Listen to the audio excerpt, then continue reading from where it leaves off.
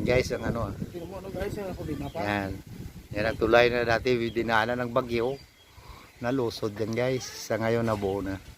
Yan, buong buo na sila. Ang ganda pa ng tulay. Ito, May videographer din oh. ito si ano.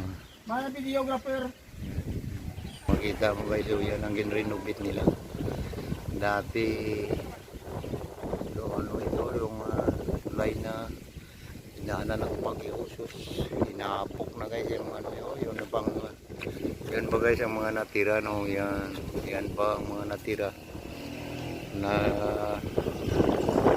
ano ng bagyo. Yan guys, so sa ngayon buo na, so lahat na makadaan na ngayon dito guys. Yan, madaanan na siya, madaanan na lang mga sasakyan yung dating tulay na nalusdak o nag-collapse. Yan, okay na siya. Kung sa ngayon summer, tingnan mo wala na ang tubig. So ano ngayon dahil sa darating na tag-ulan na naman ito mag-ano, baha. Yan ang dinaanan ng baha.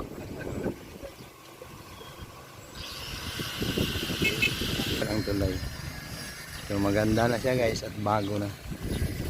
Mga wala pa 1 month ito na pinadaanan na nila. Okay. Ang ganda na siya guys.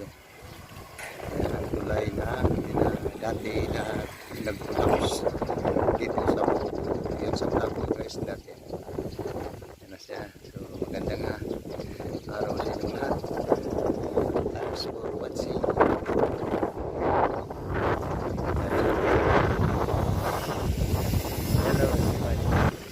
Maganda na, pwede na kayo dumaan dito.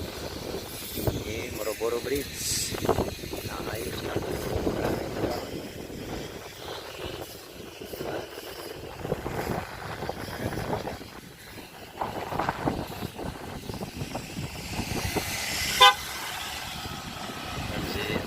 Pagkawan. Yan, madaanan ako. Yan, dami-dami na dumadaan dito. Morogoro Bridge. Gulay, yan, ganda na. Okay, dami na dumadaan dito. Maraming salamat sa inyong lahat guys.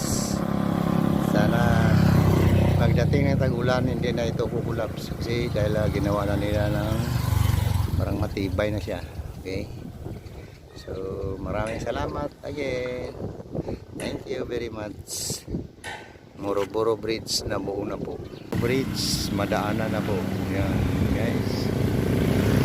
Madaanan na yung Moroboro Bridge. Okay. Yung dati nag-ulap, madaanan na po.